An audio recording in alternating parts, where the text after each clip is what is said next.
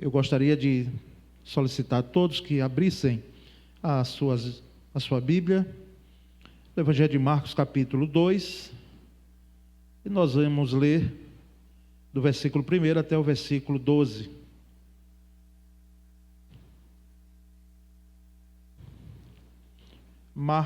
Evangelho de Marcos, capítulo 2, de 1 a 12.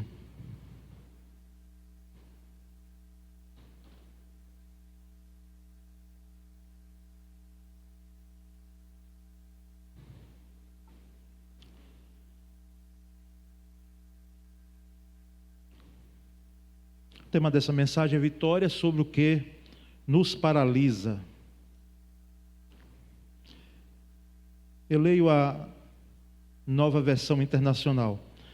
Diz assim: poucos dias depois, tendo Jesus entrado novamente em Cafarnaum, o povo ouviu falar que ele estava em casa. Então muita gente se reuniu ali, de forma que não havia lugar, nem junto à porta. E ele lhes pregava a palavra. Vieram alguns homens, trazendo-lhe um paralítico, carregado por 4 deles. Não podendo levá-lo até Jesus por causa da multidão, removeram parte da cobertura do lugar onde Jesus estava e, através de uma abertura no teto, baixaram a maca em que estava deitado o paralítico. Vendo a fé que eles tinham, Jesus disse ao paralítico: filho, os seus pecados estão perdoados. Estavam sentados ali alguns mestres da lei, raciocinando em seu íntimo: por que esse homem fala assim? Está blasfemando. Quem pode perdoar pecados a não ser somente Deus? Jesus percebeu logo em seu espírito que era isso que eles estavam pensando e lhes disse: por que vocês estão remoendo essas coisas em seus corações? Que é mais fácil dizer ao paralítico: seus pecados estão perdoados? Ou levante-se, pegue a sua maca e ande. Mas para que vocês saibam que o Filho do Homem tem na terra autoridade para perdoar pecados, disse ao paralítico: eu lhe digo, levante-se, pegue a sua maca e vá para casa. Ele se levantou, pegou a maca e saiu à vista de todos. Estes ficaram atônitos e glorificaram a Deus, dizendo: nunca vimos nada igual. Amém. Meus irmãos, a poliomielite, falar bem assim pausado, ela vitimou e ainda hoje em alguns países, não o caso do Brasil, que segundo a Organização Mundial de Saúde, desde 1994 nós temos como erradicada. Mas é uma realidade, ou foi uma realidade, na vida de muitas crianças, porque ela se evidencia, né? Ali até os 5 anos de idade, e nós não sabemos, estamos falando isso porque não sabemos, porque esse homem aqui, que não sabemos também o nome, existem alguns anônimos na Bíblia, a Bíblia cita o episódio, mas não se preocupa em citar o nome dele. Outras vezes a Bíblia cita o episódio e cita o nome de quem foi alcançado pela graça, pela misericórdia de Deus. Não sabemos se esse paralítico aqui, qual era o histórico dele, como foi que ficou paralítico. Não temos esses detalhes nos evangelhos. O fato é que ele era paralítico. Ele tinha as suas profundas limitações, não é? E nós percebemos então, nesse texto, sem forçar o texto em hipótese alguma, que a paralisia física é um fato, mas também é fato para hoje nós termos ou sermos paralisados em algumas situações na nossa vida. Nós sofremos não de uma paralisia física, mas estamos sujeitos à paralisia com outras ações, com outros entendimentos, e nós lidamos com isso. O problema é a paralisia de questões financeiras. Os países de primeiro mundo, talvez alguns não enfrentam isso, embora essa semana ainda ouvi que em Paris, França, a quantidade de pessoas, é claro que são pessoas que são oriundas de outros locais, mas que estão lá, já é considerável. Gente em situação de penúria, gente morrendo, aliás, morrendo não, mas morando E se não houver um cuidado, vai morrer mesmo. Morando já debaixo de viadutos, algo que não se via. Não faz muito tempo recebi alguém aqui que vai constantemente lá a Paris. Até porque tem filho que mora lá e tudo, e morou lá por muito tempo. Mas a Paris, pastor, não é mais aquela de antes. Não é? E assim, eu estou citando essa cidade especificamente, por termos um país europeu. Mas nós sabemos que as questões financeiras, elas muitas vezes paralisam. E aqui eu não quero entrar no mérito da questão, do motivo, porque algumas situações nós enfrentamos e não foi desleixo, não foi uma falta de um orçamento equilibrado, não. Existem situações que vêm de surpresa, como nós vimos a tempestade inesperada no domingo passado, aqui, quando nós estávamos fazendo a exposição do texto. E hoje tem pessoas paralisadas com essa questão. Nós temos a paralisia do relacionamento conjugal, casais em crise, profundamente em crise. E assim, não são aqueles que estão começando a caminhada matrimonial agora, não é? Até porque se fala numa chamada crise, pastor Cláudio, dos 5 anos, não é? E aí a gente vai colocando esses números, crise dos 5 anos, tantos anos. Não, imagina duas pessoas totalmente diferentes de fato são, não apenas no gênero, mas diferentes na vida, até de comportamento, de temperamento, porque Deus foi tão bom, entenda isso, que fez com que duas pessoas diferentes pudessem trazer equilíbrio a uma família, com temperamentos diferentes. Pode até ser igual, mas eu imagino nos casais, aquilo que a gente percebe, enquanto um é elétrico todo, o outro é um pouco mais devagar. E não é uma questão de defeito, não, é o temperamento. Porque imagina dois, né, em 220, acelerados dentro de casa, meu Deus, como vai ser? Ou dois também bem lentos, bem naquela marcha, não é, bem lenta. Então, mas trazem desgastes ao matrimônio. E são casos que hoje já olhamos, são casais já com a vivência de 30, 40 anos. E que chegam sim, a um divórcio. Nós percebemos, irmãos, também que existem os problemas familiares. Às vezes não é com você, mas é com o filho, com a filha, é com um parente, é com os pais, lidar com os pais hoje, cuidar dos pais, não é? Então, são problemas que, assim, de fato, eles vêm e em algum momento pode ser que, se nós não soubermos lidar com isso, com essa situação, eles vêm e nos paralisam. Percebemos problemas emocionais, profissionais, enfim, citei esses aqui para trazer de que existem situações na nossa vida que nos trazem uma certa paralisia.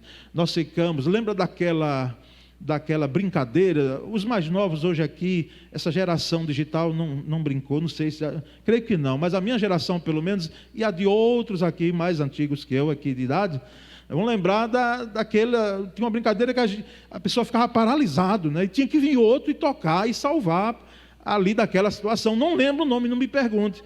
Não é? Oi? Estátua? Pronto, vocês lembraram? Então, estátua. Não? Às vezes nós ficamos como estátuas. Estátuas de verdade. E não somos atores como esses que fazem, né? Nos grandes centros. E até aqui em Aracaju já vi alguém paralisado totalmente, eu não sei como consegue ficar ali, não é? Aquele tempo, mas essas situações, elas vêm e nos paralisam. Então, a paralisia, que na realidade eu quero trazer como abordar nessa noite, é pegando desse episódio de uma paralisia física, mas abrangendo a esses aspectos da nossa vida, e quem está isento deles, não é? E poder aqui fazer com que nós possamos entender esse Jesus, que o texto diz que ele ali estava pregando o Evangelho, chegou em Cafarnaum, que era o quartel-general dele. Pode notar, Jesus, ele entrava em Cafarnaum, ele ali, possivelmente até tinha uma casa, porque tem um texto nos Evangelhos, que ele entrou na casa, não é? E não entra em comentários se era a casa de algum apóstolo. Então, possivelmente, ele tinha uma casa lá. Ele entra nessa casa, que nós não temos o detalhe, e ele sempre saía de Cafarnaum ia muitas vezes nos arredores ali da Galileia, ia até mais além, mas ele voltava para Cafarnaum. Então ele estava em Cafarnaum, na cidade de Cafarnaum. E aqui uma multidão se aglomera para ouvi-lo e ele prega a palavra. Prega a palavra. Jesus não se preocupou no primeiro momento de fazer cura. Embora ele curou, e curou muitos, não curou poucos não. Mas o aspecto fundamental do ministério dele era ensinar e pregar. Lá no Sermão do Monte ele ensina, dá uma aula magistral. E em outros momentos dos evangelhos. E aqui ele proclama o evangelho, ele prega o evangelho. Que na realidade ali estava ele, o anunciador e a própria mensagem que era ele. Porque o que é evangelho? Evangelho é as boas novas de que Cristo nasceu, Cristo salva, Cristo liberta. O Filho do Rei nasceu, como já falei aqui em outro tempo. E percebendo então, irmãos, o texto vem no versículo 3, e há um primeiro ponto a ser destacado aqui. É que para que nós possamos ter vitória sobre algumas paralisias que nos sobrevêm, nós precisamos da ajuda das pessoas, ajuda de outras pessoas, não é? Eu quero agradecer porque eu citei aqui um texto de manhã, que nós dependemos dos outros em muitas situações da vida, e depois alguém me enviou, né, o autor desse texto, que eu não tinha encontrado na pesquisa rápida que fiz, porque ali demonstra muito bem a nossa dependência do outro, não é? Ou seja, nós nascemos, temos o primeiro banho dado por outros, o nome dado por outros, e aí fomos, não é, sendo educado por outros. Nós vamos precisar dos outros na nossa caminhada, de outros que estão próximos a nós. Nós vamos precisar, inclusive, de gente que nos dê o último banho quando formos embora daqui, não é? Quando falecermos. Nós vamos precisar de outros que nos sepultem, etc, etc, etc. E aqui não é diferente nesse texto. O versículo 3 diz que vieram alguns homens, trazendo-lhe um paralítico carregado por 4 deles. Eu quero crer, não está no texto, viu? Mas é uma conjectura, como a gente chama. Eu quero crer que esses 4 homens aqui eram amigos, eram próximos desse paralítico. Pode até não ser, mas eles se condoeram e eles tiveram ali uma oportunidade. Puxa, Jesus está aqui, então vamos levá-lo até ele. E o paralítico precisou então da ajuda desses 4 homens para levá-lo ao local onde Jesus estava, e não encontrando acesso até Cristo, porque a multidão se aglomerava, eles então tiveram estratégia de subir até o telhado e descer aquele paralítico até onde Jesus estava, não é? As construções do templo de Cristo, elas eram bem rústicas. E o telhado que a gente tem hoje de concreto, nós não tínhamos antes. Já se tinha construções desse porte, mas as casas eram muito, vamos dizer assim, rudimentares. Muitas vezes eram um telhado mesmo, não de telha, mas muitas vezes de palha ou de outra situação que era colocada. E eles destelham ali, vamos dizer, eles abrem, fazem uma abertura ali e descem aquele paralítico. E muitas vezes, irmãos, gravemos nós essa primeira lição aqui desse texto para todos nós. A vitória, muitas vezes, começa quando nós admitimos que precisamos de ajuda. Quando admitimos que precisamos de ajuda.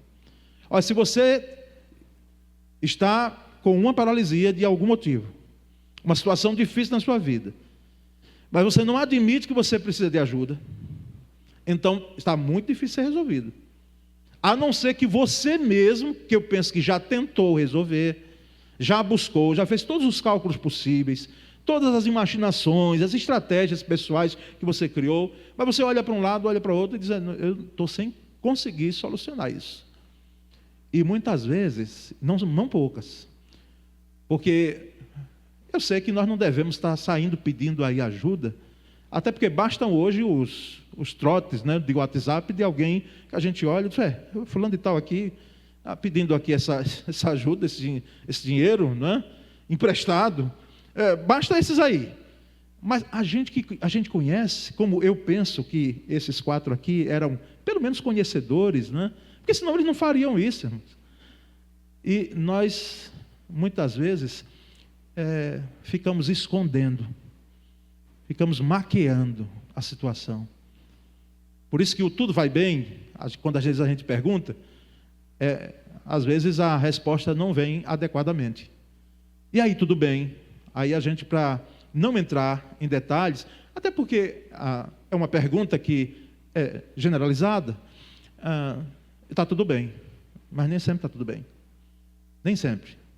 E a ajuda, você reconhecer que você precisa de ajuda, é um ponto fundamental para que a gente tenha vitória sobre a paralisia. Eu fico pensando se esse paralítico, quando chegaram ali esses quatro homens, né, que também não sabemos os nomes deles, ele dissesse, não quero não.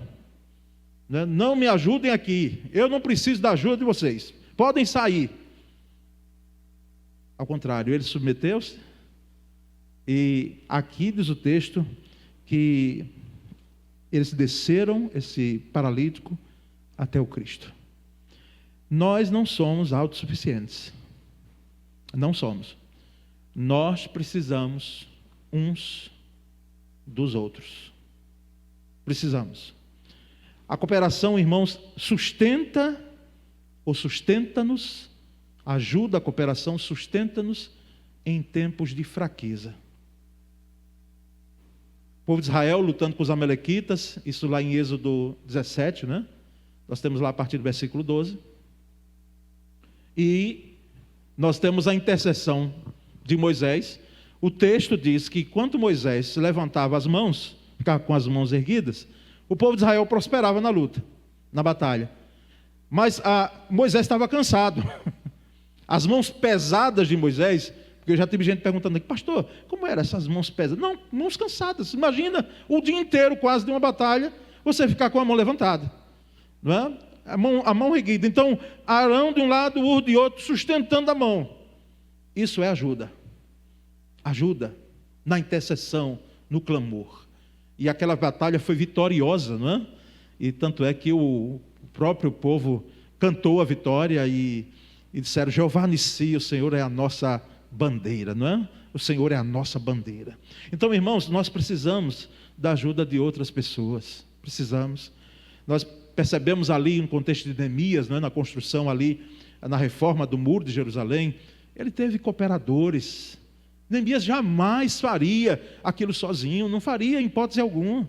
Nenhum pastor, nenhum líder de ministério faz o ministério sozinho, faz a obra prosperar. Precisamos de outras pessoas, precisamos de gente que pegue conosco e leve a obra. Então esse é um ponto primeiro a ser destacado, ajuda de outras pessoas.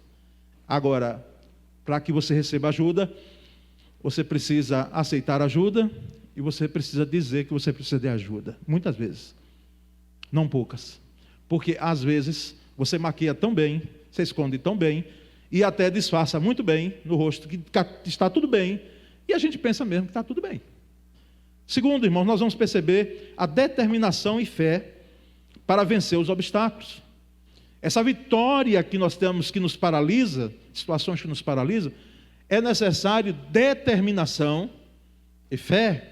O texto lá do versículo 4 diz que não podendo levá-lo até Jesus, por causa da multidão, eles removeram parte da cobertura do lugar onde Jesus estava e através de uma abertura do teto baixaram a maca em que estava deitado o paralítico. Tiveram determinação. Eles não se acomodaram, tem muita gente, vamos deixar para amanhã. Inclusive a procrastinação hoje, eu não tenho até muita autoridade, mas eu vou dizer, pastor Cláudio, olhe para cá. Eu vou dizer que muitas vezes, irmão, em minha vida, não sei você, é porque aquelas decisões que vêm, muitas vezes assim, vem, vou usar uma expressão aqui que o jovem usa, na lata. Você dá uma resposta logo. E a gente tem que pensar duas vezes, meu Deus, eu não posso responder isso aqui, eu não posso orientar dessa forma. Então pode ser que você até passe para os outros a ideia de que você é um procrastinador, mas não, é um cuidado. Mas que existe gente que procrastina, que adia as coisas. Tem gente, e não poucas, adiam amanhã, depois, o ano que vem, né? Daqui a 5 anos eu vou pensar ainda e vou orar para ver se vamos fazer alguma a tomar alguma decisão. Irmãos, existem decisões que são urgentes. Esses 4 homens aqui, eles estavam determinados. Interessante que o texto nem narra que foi um pedido do paralítico. Mas vejam o que vocês podem fazer aí, não é? Vejam aí o milagre que vocês vão fazer, mas eu preciso chegar até o Cristo. Até a atitude não foi um pedido dele. Foram dos 4, a ajuda surgiu dos 4. Então houve determinação e houve também fé, porque Jesus vai dizer. O texto lá do versículo 5 diz que vendo-lhes o quê? A fé. Vendo-lhes a fé. Jesus viu, percebeu a determinação, porque Jesus está aqui, não é? Pregando a palavra, casa cheia, dentro, fora, é o que nós imaginamos. Daqui a pouco o telhado começa a se abrir e desce ali pela maca, possivelmente por lençóis, não é? Ali presos à maca, aquele paralítico. Então, isso é uma determinação. E existiu também fé. Porque o texto próprio diz, vendo-lhes a fé, Jesus olhou para a fé daqueles 4 homens que estavam ali. O paralítico estava no meio do pacote? Claro que estava. Senão ele diz, não faça isso não, eu não vou me expor. Esse negócio de eu descer aí, pode ser que vocês desequilibrem e eu caia, a coisa fique pior, não façam isso. Não quero ir. Não vou me expor de jeito nenhum. E nós não gostamos mesmo de nos expor. E muitas vezes estamos certos. Porque existem situações que nós somos julgados quando nós tomamos alguma atitude desse porte. Mas há um terceiro fator aqui a ser considerado, é que a primeira vitória é a vitória interior e não a vitória exterior. O versículo 5 diz que Jesus disse ao paralítico, filho, os seus pecados estão perdoados. Filho, os teus pecados estão perdoados. Agora, convenhamos, irmãos, é porque nós conhecemos o Cristo. Nós sabemos da história. Mas, se tivesse alguém ali, como aqueles escribas que estavam lá, aqueles religiosos, não é? Não eram apenas religiosos, mas eram críticos assintosos de Jesus Cristo. A gente ia dizer, mas ele está precisando de perdão? Ele não está precisando de cura? Que a paralisia dele seja resolvida, solucionada? Por que a história agora de perdoar pecados?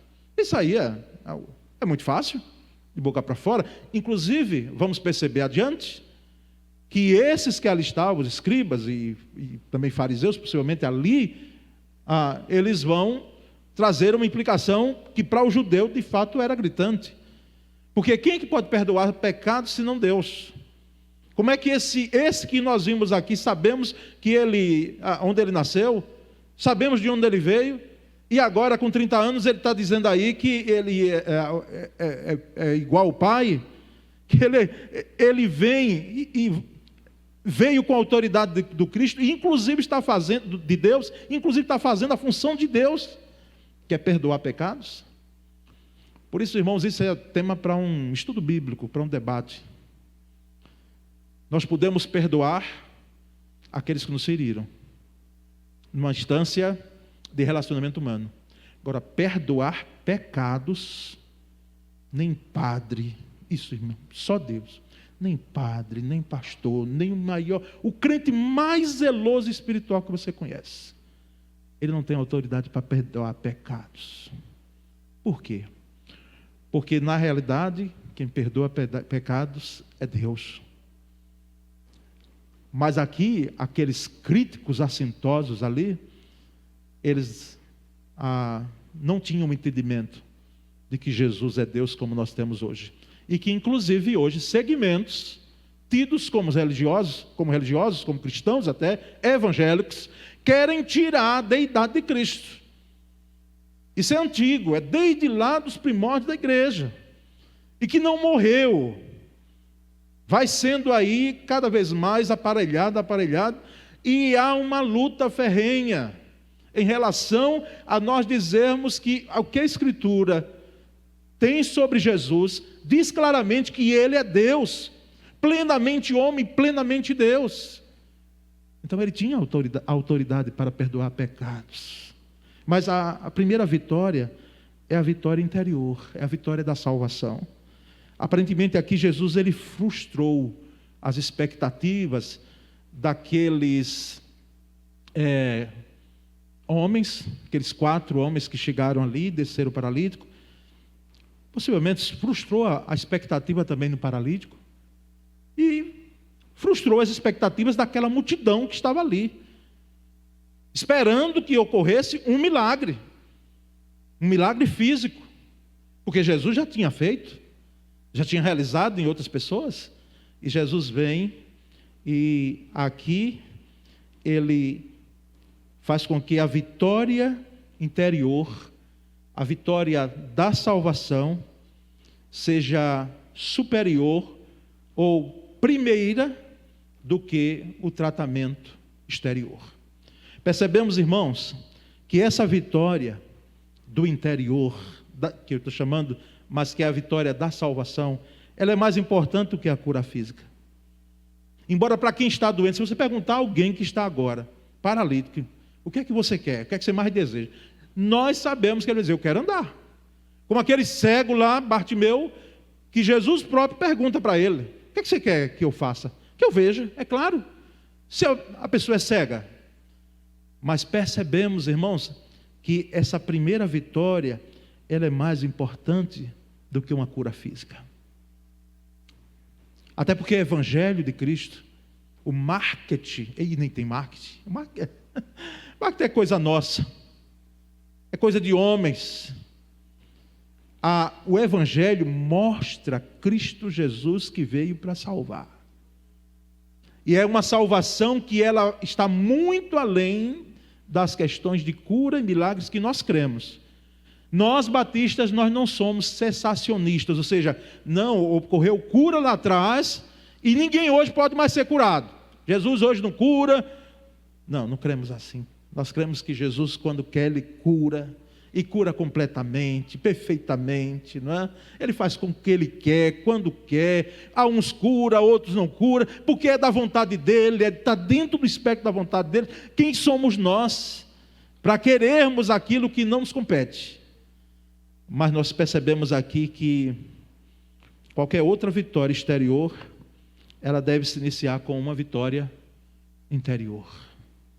Então, antes da cura, a cura espiritual de um perdão de Cristo Jesus que conduz a uma vida eterna com Jesus. Deus pode permitir, irmãos, situações em nossas vidas que nos paralisem por determinado tempo para nos curar de certas enfermidades interiores das quais precisamos nos libertar. Deus pode permitir situações exteriores da sua vida, e aqui eu não quero entrar no mérito delas, mas quem sabe até pode ser uma enfermidade. Ou os irmãos duvidam disso, não é? Uma situação que nos paralisa, exterior, para que o nosso interior seja trabalhado. Tem gente que precisa ser trabalhado, não apenas, e esse apenas não é minimizando em hipótese alguma a salvação, a gloriosa salvação, mas algumas questões que precisam ser trabalhadas lá dentro. Às vezes tem gente que é muito orgulhosa, prepotente, né?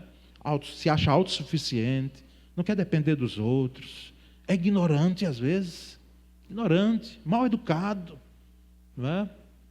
Trata assim de forma arrogante, e quem sabe algumas limitações que têm paralisado a sua vida é para trabalhar isso em você. Se você, quem sabe, tem perguntado, oh meu Deus, por que isso? Quem sabe? Se não é para trabalhar você lá dentro. Às vezes, se não fosse por uma situação, irmãos, exterior, que nos aflige, nós não buscaríamos a Deus, como nós buscamos quando vem. Situações exteriores, que nós clamamos e uma fé mais sólida, mais fortalecida, brota de uma situação exterior.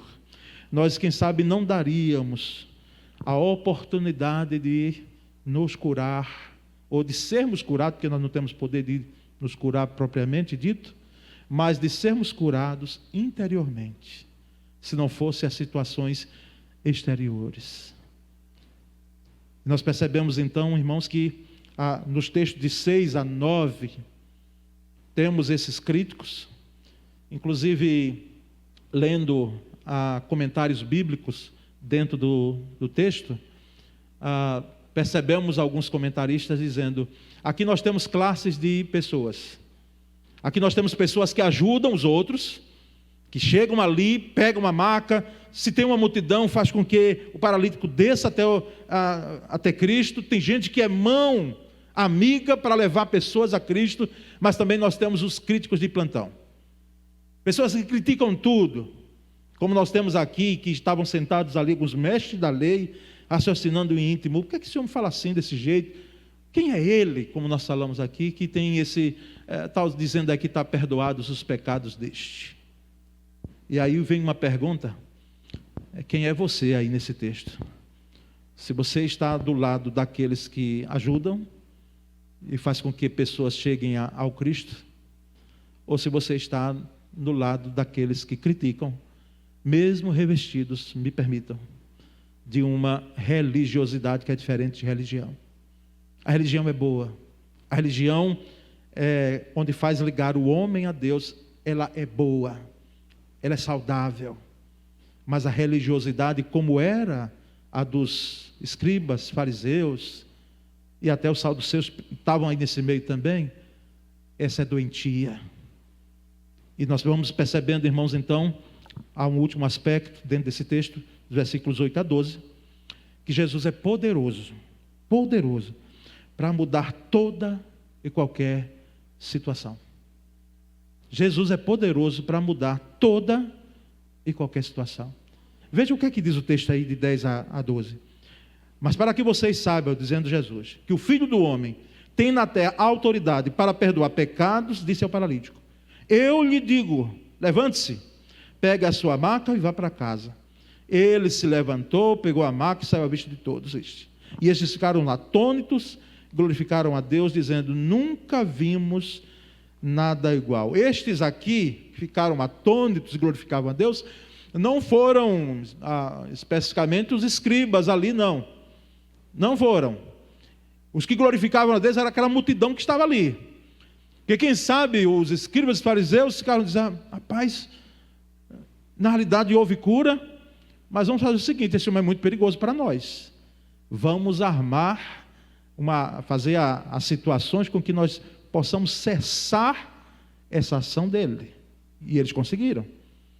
Mas Jesus não foi morto, não foi até a cruz por causa deles, simplesmente porque tinha um propósito de Deus, de forma que sabemos que não foi Roma e nem foram esses religiosos aqui que tomaram a vida de Cristo, não, foi Jesus quem deu, ele entregou. O texto lá é muito claro na crucificação, que ele vendo que tudo estava cumprido, ele mesmo, ele disse: Pai, nas tuas mãos entrego o meu espírito. Então, ninguém tomou dele, em nenhum momento ele hesitou. E nós percebemos, irmãos, então, que Jesus é poderoso para fazer em nossas vidas, assim como fez na vida desse paralítico, cuidando primeiro do seu interior e tratando também, solucionando o exterior. Porque assim, pode ser que algum crente em Cristo Jesus tenha a sua salvação em Cristo, claro, mas ore por cura, mas a cura não veio.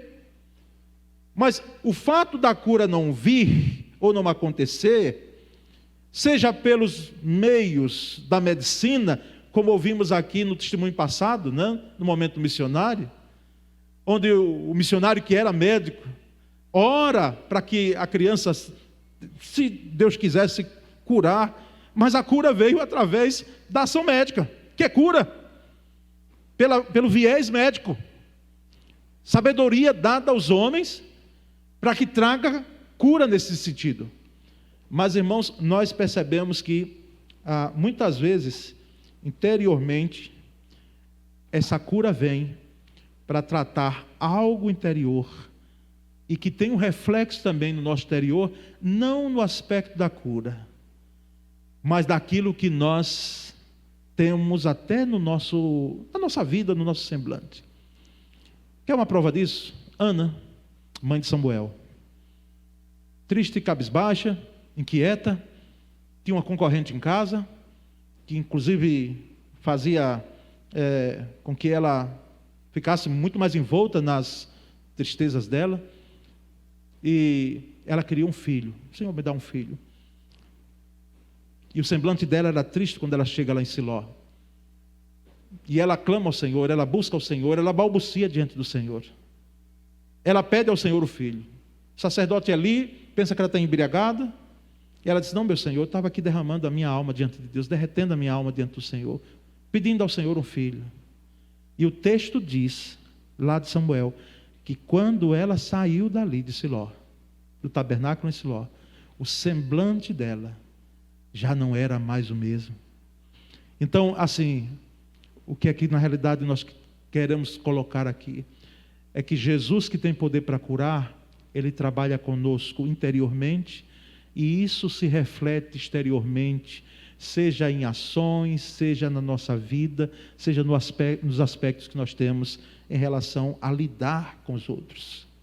Interiormente, nós temos uma mudança de vida que é feita única e exclusivamente por Jesus Cristo, e que é fundamental diante desse episódio.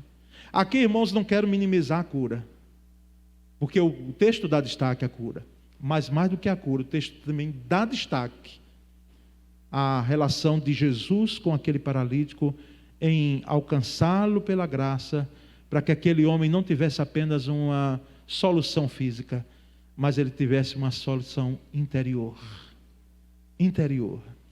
Ele precisava de Jesus.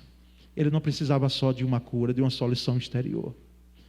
E nós podemos finalizar essa palavra dizendo de que esse Jesus que realizou esse milagre, esse mesmo Jesus se encontra aqui.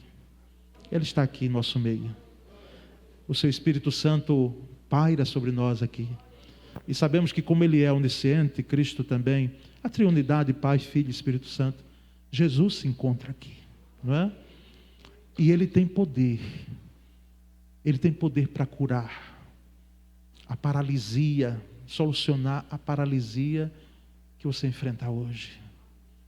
Se ela for de caráter espiritual, presos, como estátuas, que às vezes nos encontramos, com a palavra dEle, com a ordem dEle, como eu costumo dizer, isso é solucionado porque Ele tem poder.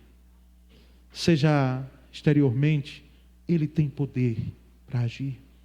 Ele muitas vezes, porque nós queremos assim, que a coisa aconteça de maneira muito espetacular, né? Às vezes, Senhor, que aconteça um milagre assim, seja um milagre, aquela coisa esplendorosa. Não, às vezes o milagre, meu querido irmão, minha irmã, vem através de pessoas, vem de 4 pessoas, que vão lhe dar a mão, e acontece o milagre. Agora, o fato é que aquelas 4 que levaram, nós sabemos muito bem disso, eles foram apenas ponte, para que o Jesus, que estava ali, que se encontra aqui, Ele possa solucionar, não é dar um paliativo não, mas é solucionar, trazer uma solução completa à nossa vida. É o seu caso nessa noite, nesses dias, nesse ano, nesse tempo em sua vida?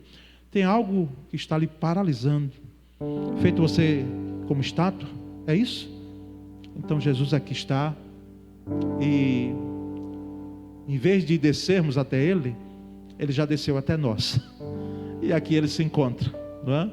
Ele já veio e tem poder para salvar, tem poder para libertar. Nós vamos entoar um cântico agora, que será aqui entoado juntos, todos nós, depois voltaremos. O que tem te paralisado? O que é que tem te paralisado até agora? Seja o que for, Jesus, Ele tem poder. Foi o último ponto. Ele tem poder para operar na sua vida, e você precisa reconhecer que precisa de Cristo Jesus, necessita dele. Foi uma das primeiras palavras minhas. Aquele que precisa de ajuda, precisa reconhecer que precisa de ajuda. Porque as pessoas dizem, não, vai tudo bem, está tudo bem, está tudo bem, não preciso. Está distante, não vai vir. E você, por você mesmo, não vai solucionar. Mas Jesus tem poder. Então clame por ele. Filho de Davi, disse aquele cego, tem misericórdia de mim, me ajuda. Faz com que a minha paralisia, ela seja mandada embora, retirada. É o seu caso, por algum motivo. Enquanto estivermos orando, levante uma de suas mãos comigo agora. Senhor Deus, eu creio que algumas mãos se levantam com a minha. E eu, como falho, limitado, e graças a Deus também, carente da tua graça, porque existem situações que vêm e nos paralisam também. Nós, ó Deus, não sabemos a paralisia aqui de cada um. Mas o impressionante é que num auditório como esse, numa congregação como essa, o Senhor sabe aquilo que nos paralisa. E não apenas sabe, mas tem poder de operar. Tem poder de solucionar, de resolver plenamente, de curar, de fazer com que aquilo que paralisa seja destruído pelo poder do teu nome, pela ação do teu nome, pelo teu poder, Senhor. Portanto, em nome de Jesus, mais do que uma oração, nós levantamos aqui, ó Deus, a nossa mão e nos entregamos a Ti como um grito de socorro. Senhor, ajuda-nos.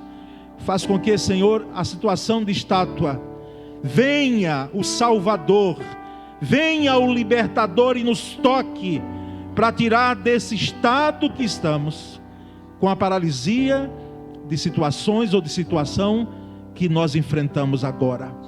E dá-nos, ó Deus, a graça de glorificar o Teu nome, mesmo antes do milagre. Que nós não possamos fazer não como aquela multidão que glorificou depois, e fizeram muito bem, mas que nós possamos glorificar antes de que o milagre aconteça, e muito mais ainda depois que a paralisia cessar. Louvado pois seja o Teu nome. Erradica-nos, Senhor, da paralisia que nós enfrentamos. Ó Pai bendito, nós rendemos a Ti toda a honra e toda a glória. Faz com que gente aqui que ainda não foi alcançado pela Tua graça e pelo Teu poder, estão paralisados pelo pecado, eles possam sair desse estado e possam correr para Ti, correr para o Senhor, porque nós necessitamos, como necessitamos da nossa respiração. Ó Deus bendito, glorificamos pois o Teu nome, em nome de Jesus, o nosso Senhor. Amém. Graças a Deus.